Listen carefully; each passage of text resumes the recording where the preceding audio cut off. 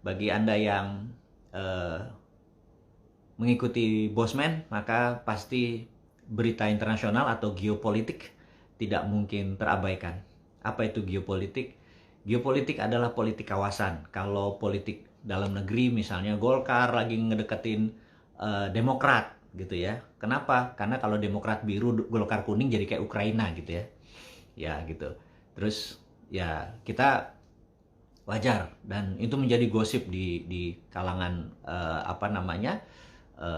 komunitas di warung mendiskusikan itu. Kemudian tapi yang saya tahu karenanya Nasdem ini bersumpah tidak akan pernah bergabung dengan Golkar, katanya bersumpah. Kenapa? Karena kalau digabung namanya jadi Nasgor gitu ya, gitu. Ini joke gitu ya. Jadi karena itu mereka bersumpah nggak mau gabung gitu ya. Nah, dan itu namanya politik dalam negeri. Kalau geopolitik itu kita membicarakan politik kawasan. Jadi kekuatan politik Indonesia untuk mempengaruhi Singapura yang di belakangnya Amerika yang memesan, oke, itu Abdul Somad jangan masuk gitu ya, supaya nanti ribut di Indonesia.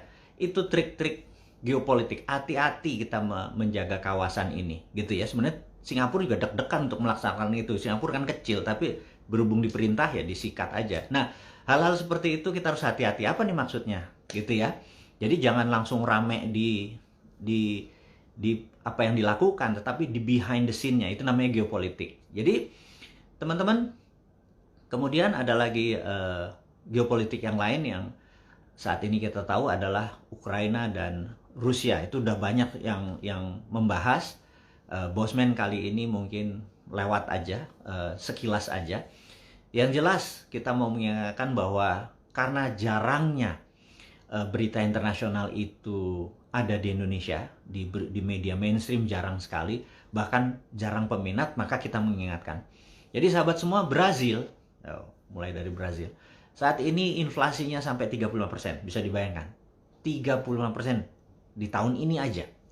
Dan di Argentina, tahun ini 50%. Bisa sahabat bayangkan, kenapa mereka mendadak terjadi inflasi segitu besar? Karena mereka tidak punya energi, mereka tidak punya sumber bahan bakar, negaranya harus impor, dan itu memukul ekonomi. Nah, hal-hal seperti begini itu kelebihan dari komunitas yang mengikuti Bosman, karena kita bukan hanya sekedar ngomong doang.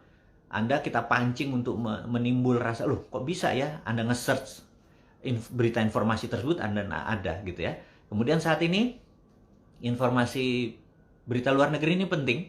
Jadi di zaman saya muda gitu ya, kan saya udah umuran ini, malu juga nih saya sebenarnya. Dulu kalau nonton bioskop itu berita yang pertama itu bukan iklan, tetapi berita dunia gitu ya, world news gitu ya. Nah, baru nanti iklan, baru nanti filmnya. Nah, kita sekarang sebelum masuk ke acara yang utama, topik yang utama, kita cerita dulu tentang world news. Jadi yang jelas saat ini tentara China di Tiongkok sedang latihan perang, perang-perangan bagaimana mencaplok Taiwan. Jadi mereka memuterin Taiwan. Jadi mereka lagi latihan perang saat ini. Dan ada yang menarik, Israel lagi latihan perang untuk menyerbu Iran. Ya, ini teman-teman ini harus memahami bahwa geopolitik luar negeri itu semuanya tegang gitu ya. Nah, jadi kita tahu bahwa negara yang sangat ngotot untuk menyerang Israel adalah Iran. Iran tuh udah latihan dan dia mendukung Hamas. Roket-roketnya Iran mendukung Hamas untuk terus nembak-nembakin Israel. Dan saat ini Israel sudah puncak keselnya, lagi latihan perang gurun, desert war, bagaimana menyerang Iran.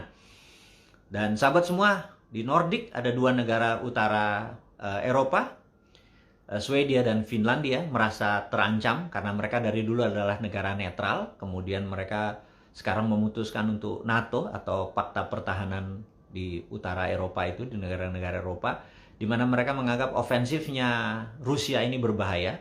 Karena kita tahu ada negara Eropa yang berbatasan langsung dengan Rusia adalah Ukraina, cukup besar wilayahnya. Kemudian di utaranya Ukraina itu ada Belarus. Belarusia ini adalah udah di tangannya Rusia, di tangannya Putin. Dan di utaranya Belarusia ada negara yang namanya Finlandia. Finlandia ini berbatas langsung lebih dari 1000 km. Daratan Finlandia berbatas langsung dengan Rusia. Sehingga kalau Rusia mau melakukan ofensif ke Finlandia, itu benar-benar dari darat ke darat aja. Tapi kalau ke Swedia, dia harus melewatin Finlandia. Dan saat ini Swedia dan Finlandia, kebetulan pemimpin tertingginya, Perdana Menterinya adalah wanita yang merasa memerlukan perlindungan dari NATO. Mereka mendaftar menjadi NATO dan ini membuat murka Putin gitu ya.